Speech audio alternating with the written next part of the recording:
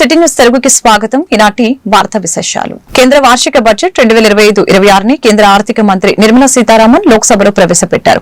మొత్తం 50,65,000 కోట్లతో కేంద్ర బడ్జెట్ ని ప్రవేశపెట్టారు. బడ్జెట్ లో ప్రధానంగా మధ్యతరగతి ప్రజానికానికి భారీ ఊరట లభించింది. 12 లక్షల లోపు ఆదాయం ఉన్న వారికి పూర్తిగా పన్ను మినహాయింపు ఇస్తున్నట్లు కేంద్రం ప్రకటించింది. కేంద్ర బడ్జెట్ లో కేటాయింపులు ఇలా ఉన్నాయి.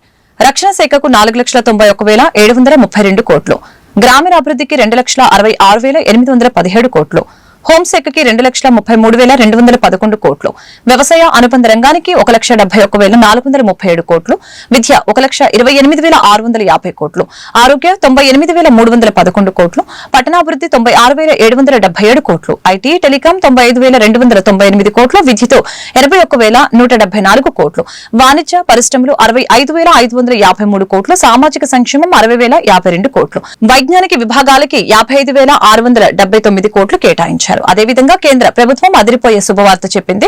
పన్ను చెల్లింపుదారులకి బంపర్ న్యూస్ ఇచ్చింది. 12 లక్షల లోపు ఆదాయం కలిగిన వారు ట్యాక్స్ కట్టాల్సిన పని లేదని స్పష్టం చేసింది. కొత్త పన్ను స్లాబులకి సవరించింది. కేంద్ర ప్రభుత్వం 12 లక్షల వరకు పన్ను మినహాయింపు ఇచ్చింది. Personal income tax reforms with special focus on middle class. Democracy, demography and demand are the key support pillars in our journey towards Viksit Bharat. The middle class provides strength for India's growth. This government, under the leadership of Prime Minister Modi, has always believed in the admirable energy and ability of the middle class in nation building. In recognition of their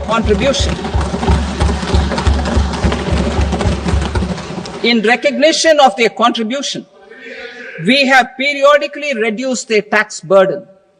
Right after 2014, the nil tax slab was raised to 2.5 lakhs of rupees, which was further raised to 5 lakh rupees in 2019 and to 7 lakh rupees in 2023. This is reflective of our government's trust on the middle class taxpayers. I am now happy to announce that there will be no income tax payable up to income of 12 lakh rupees.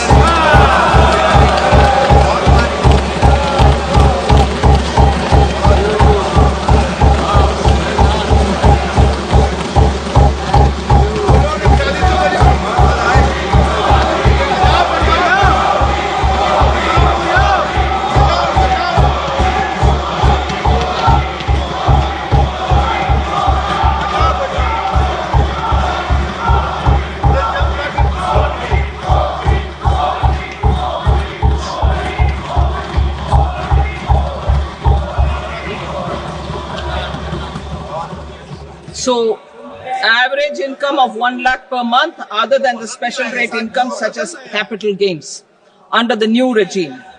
This limit will be 12.75 lakh for salaried taxpayers due to the standard deduction of 75,000. Slabs and rates are being changed across the board to benefit all taxpayers.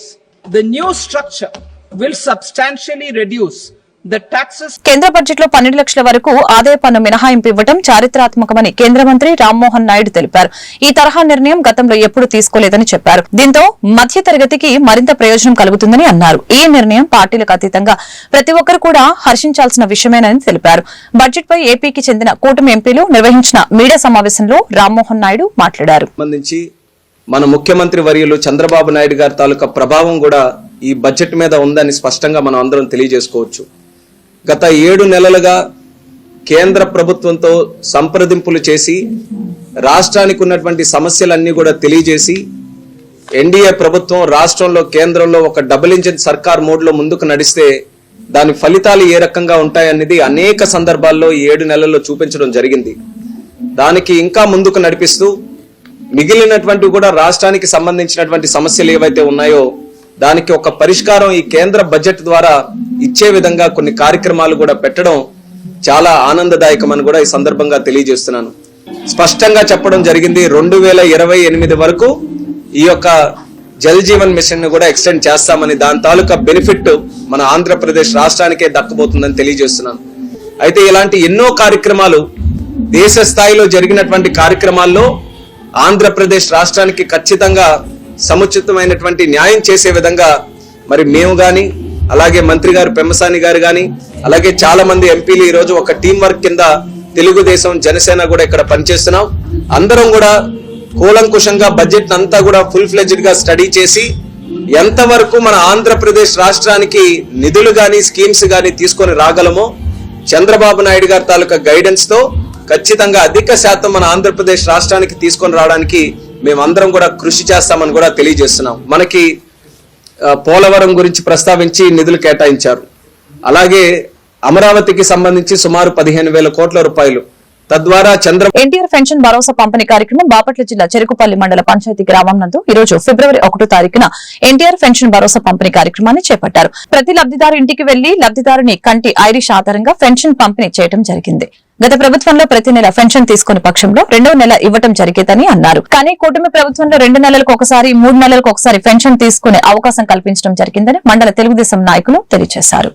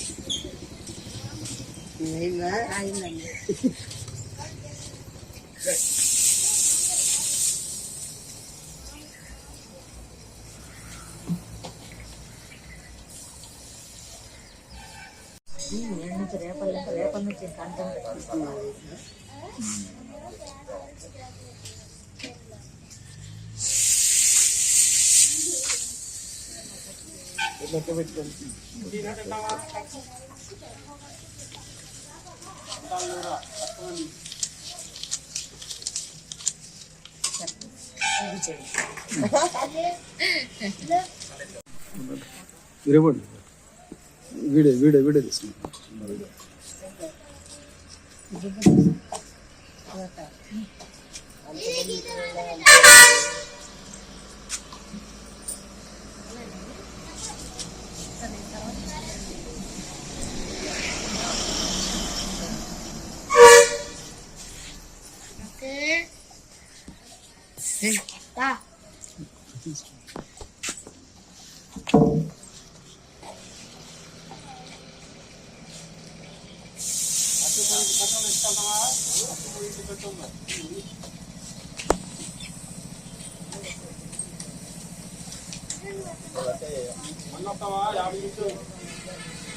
Dalit Bahujan resource centre సంస్థ ఆధ్వర్యంలో గుంటూరు జిల్లా గోరెంట్లలో డీబీఆర్సీ కార్యాలయం నందు క్షేత్రస్థాయి మహిళా నాయకుల 4వ సదస్సు నిర్వహించారు. కార్యక్రమంలో శాసనసభ్యులు నక్క ఆనందబాబు, రామాంజనేయులు, ప్రాజెక్టు డైరెక్టర్ దేవా తదితరులు పాల్గొన్నారు.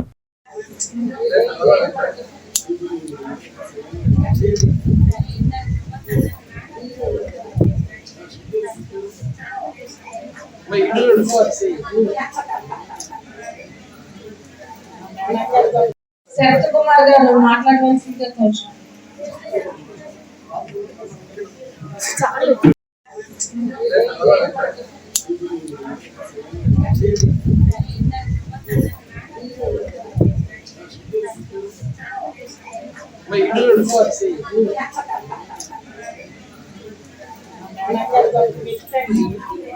చర్చలు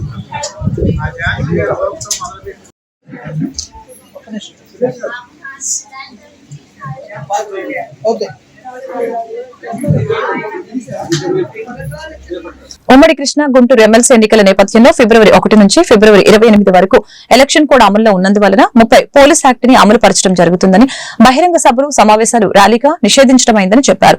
ఎవరైనా సమావేశాలు అత్యవసరమైతే సంబంధిత పోలీస్ అధికారికి 3 రోజుల ముందుగానే వారి అప్లికేషన్ సమర్పించవలసిందిగా డీఎస్పీ రామాంజనేయులు తెలిపారు. మరియు Bapatla rural police station, Chandolu, Karlapalem, Vellullipalli ప్రాంత ప్రజలందరికీ కూడా విజ్ఞప్తి చేసేది ఏంటంటే, ఫిబ్రవరి 1వ తారీఖు నుంచి ఫిబ్రవరి 28వ తారీఖు వరకు ఈ ప్రాంతాల్లో ప్రతి పోలీస్ యాక్ట్ని ఇంప్లిమెంట్ చేయడం జరుగుతుంది. రాబోయే కృష్ణా మరియు గుంటూరు జిల్లా గ్రాడ్యుయేట్ ఎమ్మెల్సీ ఎలక్షన్ కోడ్ సందర్భంగా ప్రజలు కానీ ఎవరైనా సరే సభలు, సమావేశాలు, ర్యాలీలు నిషేధించబడ్డాయి. ఎవరైనా అత్యవసరం అనుకుంటే సంబంధిత పోలీస్ అధికారి దగ్గరికి 3 రోజుల ముందుగానే వారి అప్లికేషన్లు సమర్పించవలసిందిగా తెలియపరుస్తున్నాం. కావున మీడియా మిత్రుల ద్వారా ప్రజలందరూ కూడా సహకరించాలని తెలియపరచుకుంటున్నాం. సిపిఎం పార్టీ రాష్ట్ర మహాసభలను జయప్రదం చేయాలని కోరుతూ రాజధాని ప్రాంతంలో ప్రారంభమైన ప్రచార జాథా బాపట్లకు వచ్చింది. జాథా సభ్యులకి గులాబీ పూలు ఇచ్చి ఘన స్వాగతం పలికారు.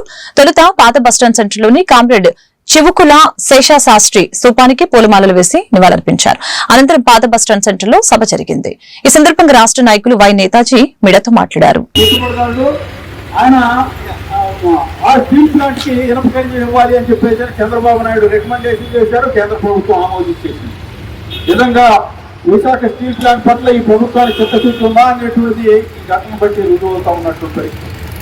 అంతేకాదు ఈ గవర్నమెంట్ అధికారంలోకి వచ్చిన తర్వాత ఇచ్చినటువంటి హామీలు ఏ మేరకు అమలు చేశారు అనేటువంటిది 7 నెలల కాలంలో మనం పరిశీలన చేస్తే ఒకే ఒక్క హామీ, అది అధికారంలోకి రాగానే మేము సామాజిక పెన్షన్ల పెంపుదల 3,000 నుంచి 4,000 పెంచుతున్నామని చెప్పేసి అన్నారు. మనం అందరూ సంతోషించాం, అభినందించాం కూడా.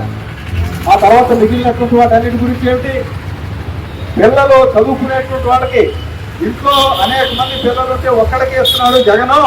నేను అధికారంలోకి వచ్చి ఎంతమంది పిల్లలు ఉంటే అంతమంది పిల్లలకి నేను సహాయం చేస్తానని చెప్పేసి అన్నాడు. ఏది అట్లాగే రైతులకి 13,000 ఇస్తానన్నాడు. 13,000 ఏం సరిపోతాయి, నేను అధికారంలోకి వచ్చి 20,000 ఇస్తానన్నాడు. ఏ డబ్బులు. అట్లాగే ప్రతి మహిళ తన కాళ్ళ మీద తాను నిలబడాలి. అందుకని 18 ఏళ్ళు నిండినటువంటి ప్రతి మహిళకి నెలకు 1,500 చొప్పున ఆ అకౌంట్ లో, బ్యాంక్ అకౌంట్ లో డబ్బులు వేస్తానన్నాడు. 7 నెలలు గడిచిపోయింది, అసలు దాని గురించి మాట్లాడట్లేదు.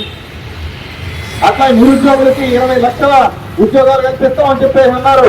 ఇదిగో మేము ఇచ్చినటువంటి మాట నిలబెట్టుకోవడం కోసం బీఎస్సీ చేస్తున్నాం, టీచర్లో పోస్టులు భర్తీ చేస్తామని చెప్పేసి సంతకం పెట్టారు, పేపర్లో ప్రకటించారు.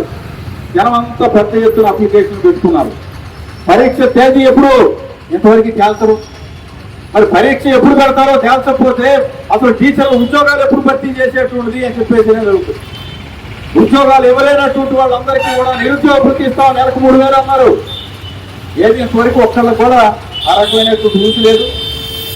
ఈ రకంగా ఎన్నికల సందర్భంగా ఇచ్చినటువంటి హామీలన్నింటినీ పక్కన పెట్టేసి సన్నాయిలో కొలుస్తున్నాడు ముఖ్యమంత్రి గారు. ఏమని చెప్పంటే, saint Ann's college of engineering and technology చీరాలలో జనవరి 28 నుంచి ఫిబ్రవరి 1వ తేదీ వరకు సిఎస్సి విభాగ 2వ మరియు 3వ సంవత్సరం విద్యార్థులకి 5 రోజుల hackathon on AI full stock ని విజయవంతంగా నిర్వహించినట్లు కళాశాల సెక్రటరీ వనమ రామకృష్ణరావు మరియు కరెస్పాండెంట్ ఎస్ లక్ష్మణరావు సంయుక్తంగా తెలియజేశారు. అనంతరం వారు మీడియాతో మాట్లాడారు.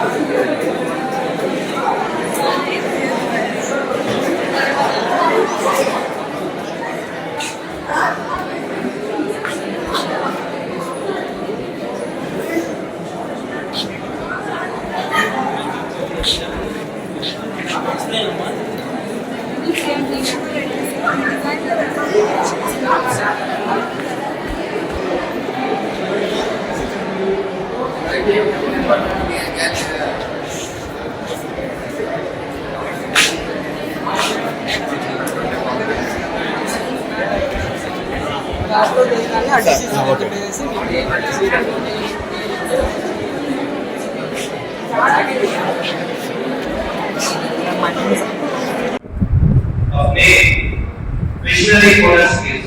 Can we have this time?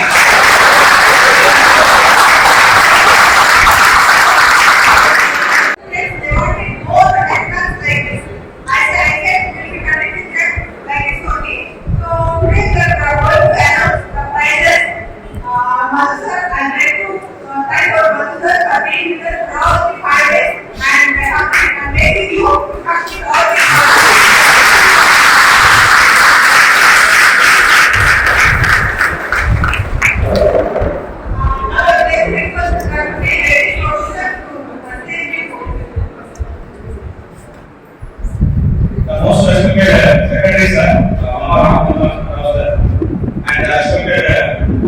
the office department, and then faculty importers, especially team from Mexico. Modular and team, senior director members, all directors,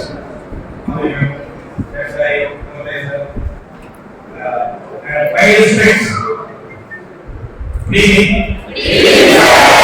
First of all, I would like to heartfully congratulate the Department of CSC for successfully conducting this 5-day hackathon.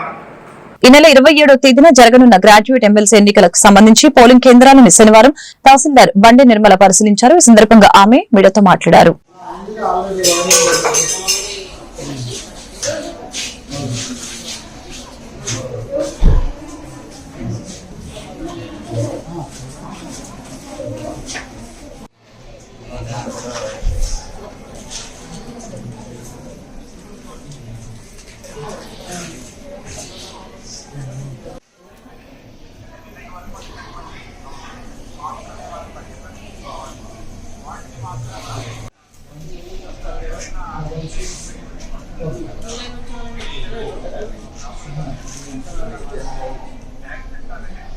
Vinukonda మండలంలోని గోకనకొండ గ్రామ సమీపంలో ఉన్న స్వస్తిక్ export granite quarry కారణంగా స్థానిక ప్రజలకి మూగజీవాలకి తీవ్ర నష్టం కలుగుతున్న నేపథ్యంలో జయపురం గ్రామ ఎస్సీ ఎస్టీ బీసీ కాలనీ వాసులు ఈ నెల 22న ప్రభుత్వ చీఫ్ విప్ ఎమ్మెల్యే జీవీ ఆంజనేయులకి ఫిర్యాదు చేశారు. ఈ నేపథ్యంలో చీఫ్ విప్ ఆదేశాల మేరకు మైనింగ్ శాఖ ఏడీ శ్రీమతి నాకిని శనివారం క్వారీ ప్రాంతాన్ని సందర్శించారు.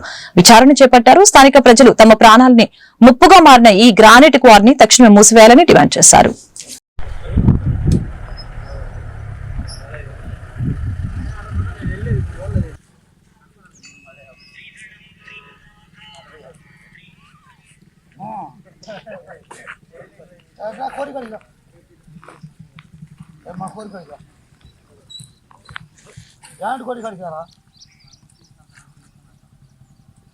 వచ్చిన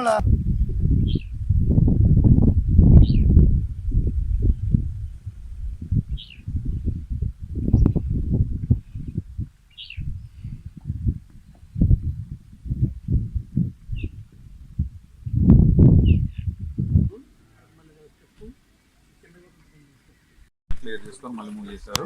ఇప్పుడైతే మన ఎమ్మెల్యే గారు ఎలక్షన్ క్యాంపెయిన్ వచ్చినప్పుడు కూడా చెప్పాము. నిన్న 4 రోజుల నాడు పోయి కూడా ఎమ్మెల్యే గారిని కలవడం జరిగింది. కలిస్తే మీకు రిపోర్ట్ చేస్తారు, మీకు కాల్ చేసి కూడా రాస్తారు.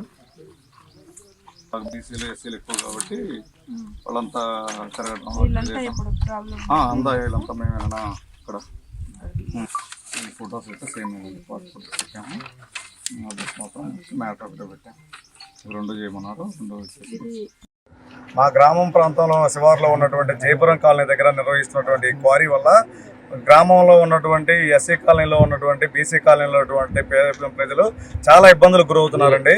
ఈ బ్లాస్టింగ్ చేసి క్వారీలో బ్లాస్టింగ్ చేయడం వల్ల ఆ రాళ్ళు వచ్చి ఇళ్ల పైన పడుతున్నాయి. ముసలోళ్ళ మంచాల మీద పడ్డ దాఖలాలు కూడా ఇప్పుడు చూసాము. ఇళ్ళకి బాగా పొగుళ్ళు వస్తున్నాయి, బాగా క్రాకులు వచ్చాయి. ఇక్కడ ఉన్నటువంటి దుమ్ము ధూళితో కూడా చాలా ఇబ్బందులు పడుతున్నారు. ప్రజలందరూ కూడా ఎన్నో అనారోగ్యాలకు గురవుతున్నారు. ఈ బ్లాస్టింగ్ శబ్దాలకి మూగజీవాలు, గొర్రెలు, ఆవులు, మేకలు కూడా చాలా ఇబ్బంది పడుతున్నాయి. పసిపిల్లలు చాలా ఇబ్బంది పడి ఎన్నో గుండె జబ్బులకి గురవుతున్నారు. ఇక్కడ ఏదైనా బయటికి వెళ్ళినప్పుడు కూడా క్వారీలో బ్లాస్టింగ్ జరిగినప్పుడు ఒక వ్యక్తి మీద పడి రాయి నడువు ఇరిగిపోవడం కూడా జరిగింది. గ్రామంలో కూడా అందరూ చూడడం జరిగింది. అందుకని ఈరోజు మేము ఇట్లా కంప్లైంట్ పెట్టడం కష్టపడుతుంది. మేము మా కాల్ పడుతున్నాయి. మీరు ఏదైనా దయచేసి మాకు చాలా న్యాయం చేస్తేనే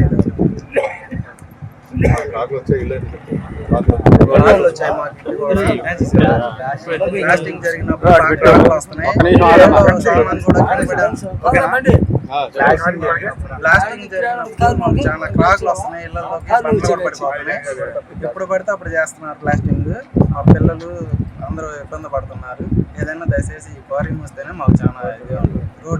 రోడ్డు కూడా పగిలిపోతున్నాయి. చాలా పిచ్చి కూడా పగిలిపోయింది ఇక్కడ.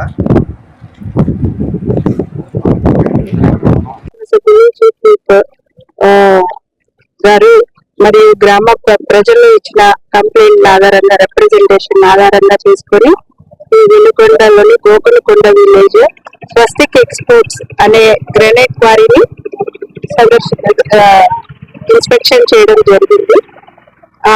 ఇక్కడున్న ప్రజల యొక్క ప్రాబ్లమ్స్ ని, వాళ్ళు ఎదుర్కొంటున్న సమస్యలను కూలంకషంగా వివరించారు. అవన్నీ కూడా తెలుసుకున్నాము. ఒకసారి లీజ్ బౌండరీస్ అన్ని స్వస్తిక ఎక్స్పోర్ట్స్ అనేవి కోట శ్రీనివాసరావు గారు అనే లీజ్ హోల్డర్ నడుపుతున్నాడు. ఇది ప్రభుత్వ క్వారీయే. సో అన్ని అనుమతులతో తీసుకున్నారు. బట్ ఇక్కడ కొంత దుమ్ము ధూళి ప్లస్ బ్లాస్టింగ్ వల్ల కొన్ని సమస్యలు వస్తున్నాయి, జనజీవనానికి కొంచెం ఇబ్బందులు వస్తున్నాయి, ఇళ్లకు పగుళ్ళు వస్తున్నాయి అని చెప్పేసి ఇక్కడ ప్రజలు విజ్ఞప్తి చేస్తున్నారు. తగిన చర్యలు తీసుకోమని కోరడం అయింది. సో ఇక్కడ ఒకసారి లీజు పరిసరాలను మొత్తం పరిశీలించేసి బౌండరీస్ ని చెక్ చేసుకొని విలేజర్స్ కి ఏ రకంగా ఇబ్బంది కలుగుతుంది. రొంపిచెర్ల మండలం అన్నారం గ్రామంలో క్షుద్ర పూజల కలకలం రేకెత్తించాయి. అన్నారం నుంచి సంతగుడిపాడు వెళ్లే రహదారిలో రావి చెట్టు వద్ద క్షుద్ర పూజలు చేసిన ఆనవాళ్లు ఉదయం పొలాలకు వెళ్లిన రైతులు గుర్తించారు. దీంతో వారు చుట్టుప్రక్కల పొలాల రైతులు వారు భయాందోళనకి గురయ్యారు.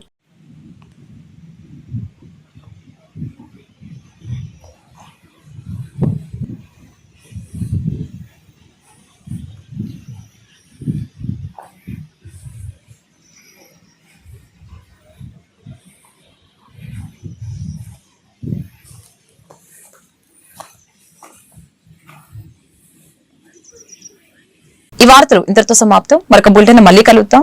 నమస్కారం.